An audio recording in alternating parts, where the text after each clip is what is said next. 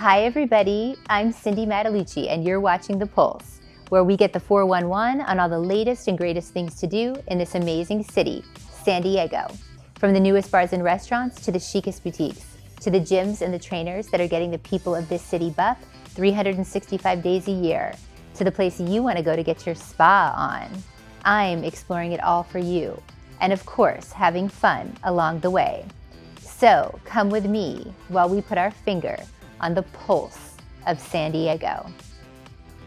This episode of The Pulse was brought to you by Windus Fernandez Brinkkord from Trilogy Financial Services. For all your financial needs, Windus and her team have got you covered. On today's episode, we start our show with an exclusive conversation with Lachi, a recording and touring performing artist, keynote speaker, personality, and award-winning social entrepreneur using music, storytelling, and fashion to advocate for identity, pride, and disability culture. Next, we continue our neighborhood spotlight on Bay Park and introduce you to Joe Fernandez, the owner of Flagship Barbershop, a veteran-owned and operated barbershop serving the community since 2019. Lachi is a globally touring performer, charting dance pop music, recording artist, award-winning social entrepreneur, and GRAMMYs Board Governor. Born legally blind, Lachi uses her platform in music, storytelling, and fashion to amplify identity, pride, and disability culture to the mainstream narrative. We show you how she is making a difference in the world. Watch this. I am so excited about my guest on today's show today. I have a USA Today 2024 Woman of the Year, recording and touring performing artist, keynote speaker, personality, and award-winning social entrepreneur who's using her music, her storytelling, and her fashion to advocate for identity, pride, and disability culture. Wow. Welcome, Lachi, to the show. How are you? I am so good, and thank you so much for having me. I'm really excited to be here. Oh my God, we're so excited. So you are a complete powerhouse, making such a difference in promoting inclusion and advocating for disability. But I want to start with your story and kind of your journey into music. Will you talk to us about that? Yeah, so, when I was young, so I've always had very low vision. It's much worse now than it was when I was young. But because I wasn't like all the way blind and because I couldn't see, I was kind of outcast because I didn't really fit in a box. And my parents were West African immigrants, and there was just a whole lot going on. So I spent a lot of my time with the piano, with the pen, just writing songs, poems, stories. And I started to realize that helped me get out this sort of bottled up things that I wanted to say. It allowed me to understand my experiences and to understand the world around me better. And because of that, I have always had, music hold me throughout my entire journey. And when I graduated from school, my parents, they had this daughter with a disability. They wanted me to go on the straight and narrow path. And they were like, we were immigrants too. So they were like, how do you spell music? Is it lawyer or doctor? I don't understand. So I was like, okay, that's not going to happen. So I got a day job and it just wasn't me. I just sitting behind a desk and working Excel sheets was just not going to be my life trajectory. So I jumped out with no safety net and began to pursue my music career. And thank God I did, girl, because it did actually pan out. However, I will quickly say that, as a person with a disability, I could see a little. So I was trying my best to hide it and just kind of free ball it out here without a cane or anything. And I realized I was shooting myself in the foot, right? I was kind of tripping over wires, missing really big handshakes. And I decided, look, I have to get ahead of this for my own career so that I can get the accommodations I need to be my best. And that set me on the path to really having music infiltrate my advocacy and advocacy sort of influence my music. I love that so much. And we're going to talk about your music too, because it's amazing. But I want to talk about the fact that you were named the USA Today Woman of the Year. So congratulations. Yes. Thank you. I mean, how does it feel for you to, be recognized like that for everything that you're doing? Yeah, I was just telling someone, there's a lot of women in the world, right? There's a lot of women in the world. There's a lot of women in the nation. There are a lot of women in New York. So to be recognized as a woman for the work I'm doing is such an honor. But even more so, I'm one of those folks that are like, nose to the ground, just working. I'm either creating art, I'm community building, I'm in the trenches. And so to be recognized is like, oh, somebody's watching. But also, most importantly, there aren't enough people talking about and advocating for disability inclusion, accessibility, and the cross section between either being a woman with a disability or being a immigrant with a disability, being a Black person with a disability. Like, those intersections aren't being talked about a lot. So to be able to sort of be that beacon for this discussion has been an honor. That's so amazing. I know. And you really are getting the conversation started, which we love. So I want to talk to you about you being a nonprofit founder and CEO. I know in 2022 that you established the Recording Artists and Music Professionals with Disabilities organization. And that kind of is like what you're doing. I mean, you're making such an impact. Can you talk to us a little bit about this, like your inspiration for it and sort of what you guys are doing to make such a huge impact? Yes, absolutely. I mean, I started Ramped because I myself wanted to come out and feel support in the music and live entertainment industries as a person with a disability, which I wasn't having. And when I finally started using a cane, which I'd been avoiding for forever, I, was thinking to myself, who else is sort of hiding something that they would come out about if the stigmas were down, maybe if there was support, if there was community. And I started asking folks at different organizations in music, like labels and production houses, what they're doing for accessibility. And they were like, nothing. Like, it's just you and Stevie Wonder out here. Oh and my I was like, gosh. that cannot be right. Because until I came out, there wasn't a me, right? And so I decided, let me go find every single person with, whether it's a disability, neurodivergence, chronic condition, or mental health condition. A lot of people don't think of like long-form anxiety or bipolar or depression as part of the like larger disability community, but it is. They are. Everyone is welcome when it comes to having to advocate for yourself and get those accommodations. So I did. I ended up running, this was right after George Floyd, right? So There were a lot of like all of these diversity conversations happening, but nobody was talking about accessibility or disability. And so I started doing that. And then I started getting calls left and right, and eventually got a call from the GRAMMYs, the Recording Academy. And they wanted to put on a panel. And I was like, okay, let me hurry up and like research so that I can be knowledgeable. And we put on this panel, and it's like me and the Grammys leadership and a couple of other friends of mine that I had just met early, like not that long ago, that had disabilities. And we put on this panel that ends up going viral, where we're talking about stigma and what the music industry could do better, venues being more accessible, etc. And at the end of it, the Grammys were like, okay, great. We took some notes and we're going to come back to you guys and let you know what we're going to do. And I was thinking, like, come back to who? We're just a couple of artists. Like, we don't have anything to hold you guys accountable. But after that panel blew up, people started coming in my DMs and my email and being like, Lachi, we want to be a part of your organization. We want to be a part of your movement. And I was like, what movement? Like, there's nothing. Oh my God, that is so cool. And it just popped off like that. I remember waking up one day with the acronym, like RAMPD. And I was like, oh, it's over. Oh, that was just God saying you have to do this. So we ended up putting it together. The Grammys was our first partner. We ended up getting funding and money before we even had a bank account. Like, things were taking off like so much faster. Everyone was joining. And now today we've partnered with the Grammys to make them accessible, to have ASL, audio description, captioning, an accessible stage, and ramps throughout for the past 3 years. And of course, we're going to be doing it again in 2024 with a more community sort of year-round partnership. We're collaborating with folks like Live Nation. We've done works with Netflix now, Sony Pictures Television, so many things to not only bring opportunity, like career opportunity, education, resources, and community to folks with disabilities and neurodivergences in the industry as creators and professionals. But we're also a platform that brings disability inclusive tools and other solutions to the industry at large. So whether that be labels, whether that be venues, whether that be corporate folk. And so we're doing it on both sides. And it has been quite the journey, quite the success. And one of the things I love the most about it is we are being recognized for our work. we're making sure that folks with disabilities who actually have credits, who are actually out here doing real stuff in the industry, are being recognized as competitors, not inspiration. I love that so much. And then did that have something to do with you being the chapter board governor for the Grammys? Did that sort of go into that? Because you were just reelected in June. Yes. Well, so I always think you can't fight an inside fight outside.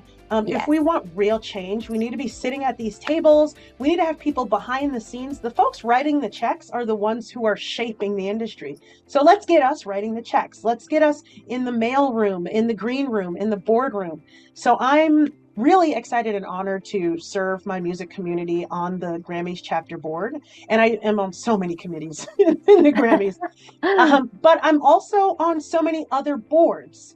And so I encourage as many folks as I can with disability, and freaking women, Black folk, immigrants, everybody, to, if you want to see change, get in these rooms. Do what you got to do to get in these rooms, because you can't fight an inside fight outside. And it's in the room where it happens, where things happen. That's a great point. I love that so much. Okay, so I have to talk about your Instagram because I love it. I was going through all of your stuff. Your message is so strong. It's so confident, and what you put out to the world, it's just so inspiring.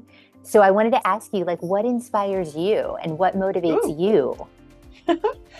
It's really, when I was young, a lot of times I was told that I should be seen and not heard, especially as a daughter of immigrants. But then also, I was always discouraged from sort of celebrating myself. This is something that all women, I think, deal with, which is when we try to celebrate ourselves, people think we're either cocky or being selfish, or so it's you're not being modest or humble enough. And there was a pivot in my life where I decided those two things, not being heard and not celebrating myself, are the two things I'm going to lean all the way in on 100%. And I feel like everybody else should. So really, even though I'm using disability as a vessel, I talk a lot, again, about women empowerment as a vessel. What I'm really honestly trying to do is encourage people to celebrate themselves and to encourage people to allow their voices to be heard. You deserve to be heard. You deserve to be seen. You deserve for that part of yourself, that secret part of yourself that you don't want anyone to know about because society wants to deaden it. Stand in front of it, celebrate it, because it's that spark inside you that is going to bring you your purpose that you have. So that's essentially my message. And I do a lot of that, not only through my music and not only through some of the other things, but definitely through my fashion with the glam canes. Oh, I used to hate. I never wanted to walk around with a cane. So now I'm you know what? I am going to have that cane be my beacon of joy. Oh my God, obsessed with your glam cane. I need to get a pink sequin one. I'm done. I mean, it matches your outfits. And I was going to ask you about that too, because you say that we don't sell canes, we sell confidence, which yes. I think is so amazing. I love that motto for you. So what was it about that? Because you said you didn't want to use canes, but then you realized that you needed, you wanted to use it. Well, again, I didn't want to use it because of the stigma, right?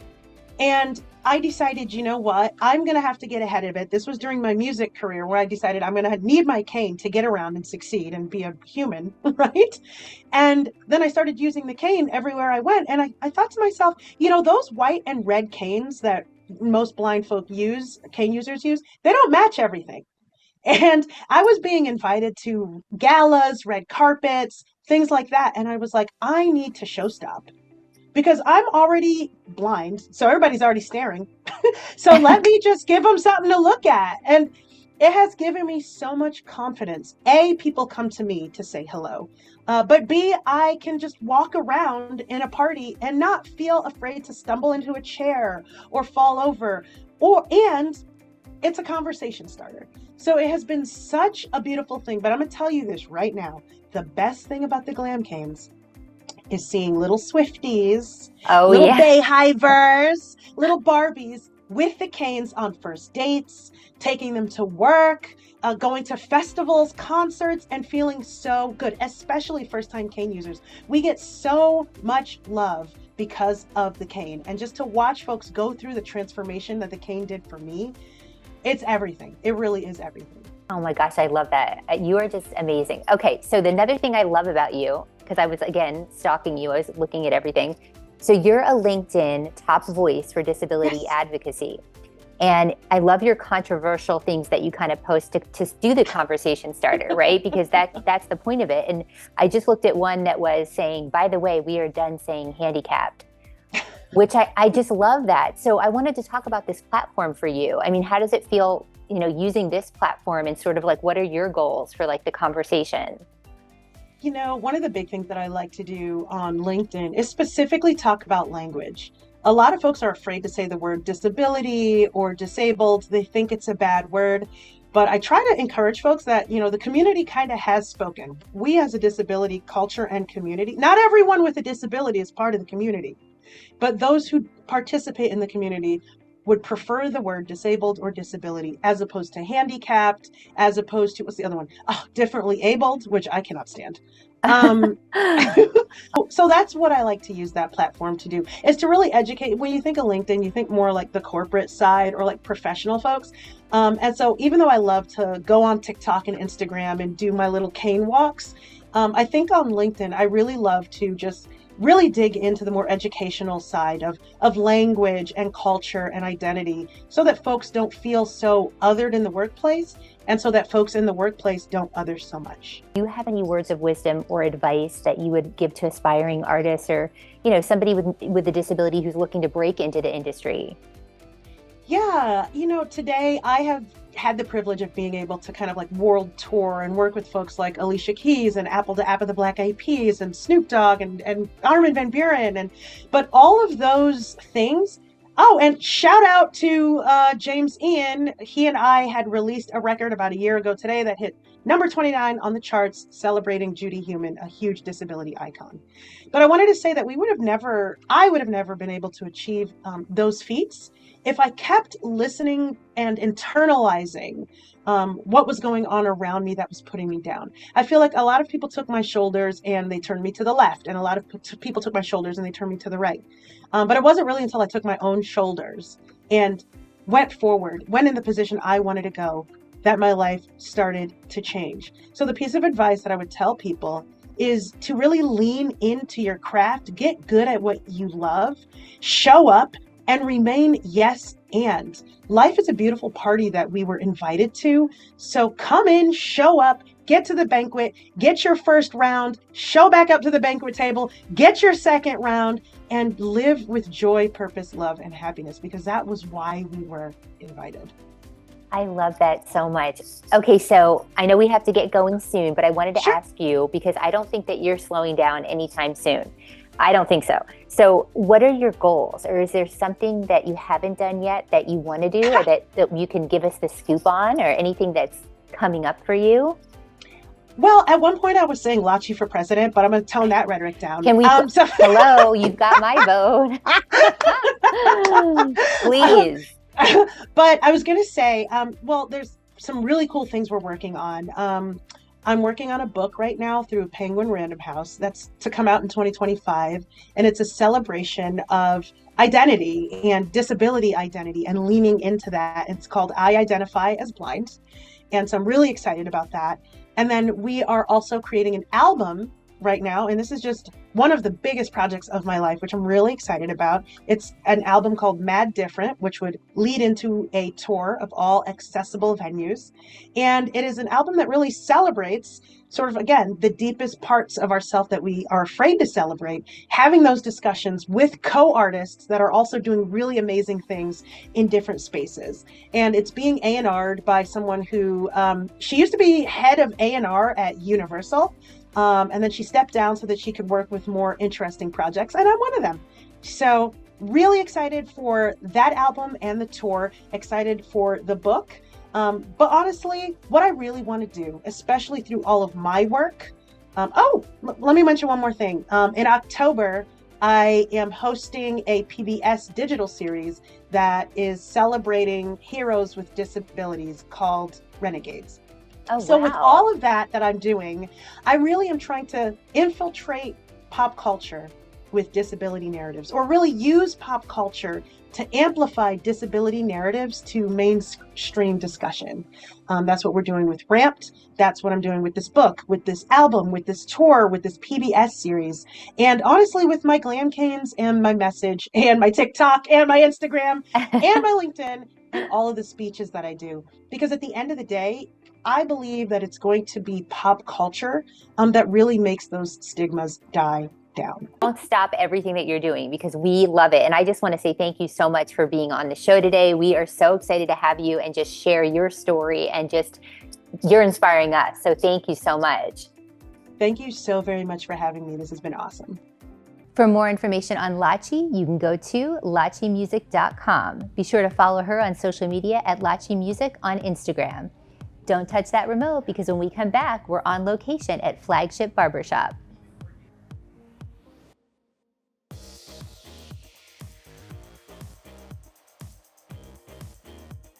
Big news, Sugar Bear Sweet Provisions is opening a flagship location in the Gaslamp to add a third location in San Diego.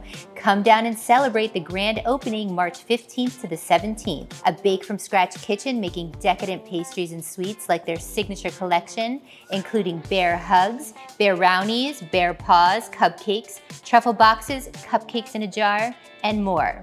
They even serve gluten-free, vegan, and sugar-free options, so there's something for everyone. Oh, and they make custom cakes too. Come down and find out why Sugar Bear Sweet Provisions was voted Best Desserts in San Diego by The Reader in 2022 and 2023. Sugar Bear Sweet Provisions taste like a big bear hug.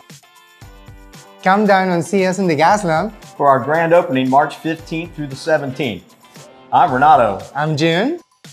We look forward to seeing you soon.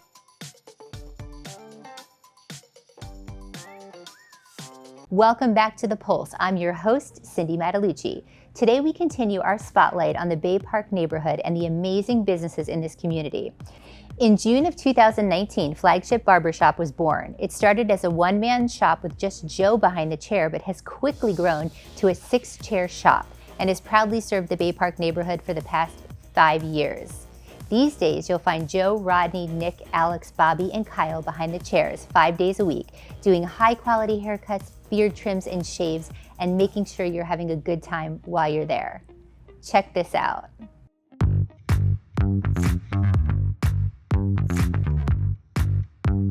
Hey everybody, it's Cindy Matalucci, your host of The Pulse and Live with Cindy. We are in Bay Park today at Flagship Barbershop, and I'm with the owner, Joe Fernandez. How are you? Good, how are you doing? I'm so excited to be here. So I want to start out for the viewers. Can you tell us about your story and your inspiration for the shop? Yeah, I've been cutting hair for 8 years now, and I was cutting down, a couple shops around here, and I lived in this area actually. I would go to a lot of the bars, restaurants, and stuff like that, and realized one day like this whole area didn't really have a barbershop. Had everything else, but not that.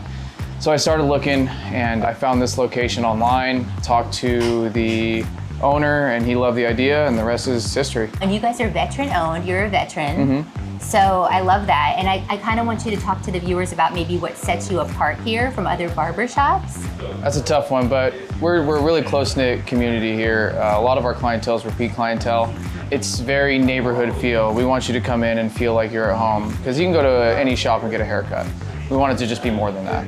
Well, and you just celebrated your 5-year anniversary. Congratulations. Thank you. We were at the party, so you must be doing something right. Yep, yeah, we have a great community here and good barbers, and love this neighborhood and everyone who shows up. Well, and I want to ask you about the services that you offer. So what can your clients expect when they come in? Like, what's the experience like? You come in, usually you book online. That's our best bet, or your best bet to get an appointment.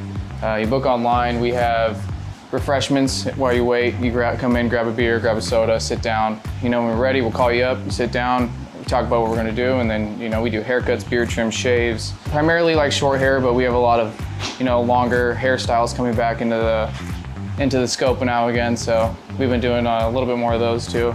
And maybe a little gossip in the chair. Yeah, always, always. Men gossip too, people. Half our job is therapy. That's it. I love that. Well, since we're kind of talking about services, is there a look or a style or a cut that people are doing a lot of now? Mullets. Really? Mullets are coming back big right now. Oh my God, that's so funny. Yeah, it's everything comes back around. That is crazy. Okay, you heard it here first. Get your mullet. So I want to talk about the products and the merchandise that you guys have, because I know you have a lot of cool products, a lot of t-shirts, things like that. So tell us about that. Yeah, so mostly we just do shirts, sweatshirts, hats. I really enjoy the merch side, like making merch for the shop and all that. So, and then for hair products, we mostly carry just Uppercut Deluxe. They based out of Oceanside. They have a lot of great stuff, so we stick with them, and everyone loves them. And then Flagship, some of the stuff that you have that's I yours. do carry Flagship beard products. We do primarily beards only, just because it's kind of something personal that I wanted to do for everyone, and I couldn't find anything that I really liked personally for my beard. So I also want to talk real quick about the crew here, the talent that you have, because you have such a great crew. Yeah, I do. We have awesome guys. Guys that have been here a long time. You know, we got a good crew, we got a good clientele, and it kind of just keeps everyone like that home feeling, so. And a lot of loyal clients that have been here for a long time, and actually we're going to talk to somebody in a minute. But I also want to ask you, how do people book, or like how do they find out about you? What's the best way to do that? Like I said earlier, like online's going to be our best bet. That's primarily what we do. We don't do really many same-day appointments. We do stay pretty busy, but if you want to book an appointment online, just flagshipbarbershop.com. That's your best bet. And they're in Bay Park. Tell them where you are and what your hours are. 2073 Marina Boulevard. We're just south of the Chevy dealership on Marina. We are here Tuesday through Saturday, 10 to 7. Saturday is 10 to 4. Come on through. And is there a tip for how often you should get your hair cut?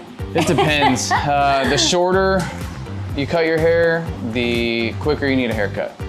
Okay. That's the general rule. All right, well, thanks so much. We're gonna take a look inside now. Thank you. Thanks.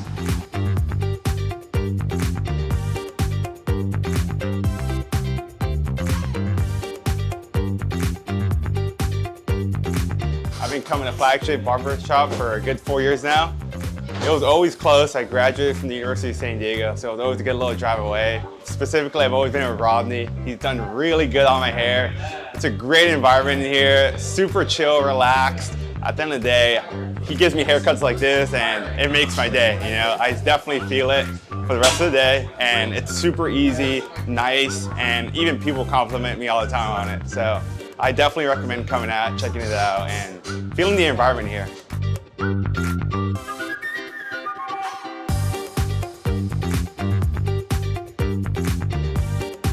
I've actually been getting my hair cut by Joe at Flagship since he opened. I met Joe back when we served in the Navy together, so I've actually been getting my hair cut from him well before he was an actual barber in a barbershop. So it's the only guy I'll ever let touch my hair. Bring my kids here. It's the go-to spot. Can't beat it.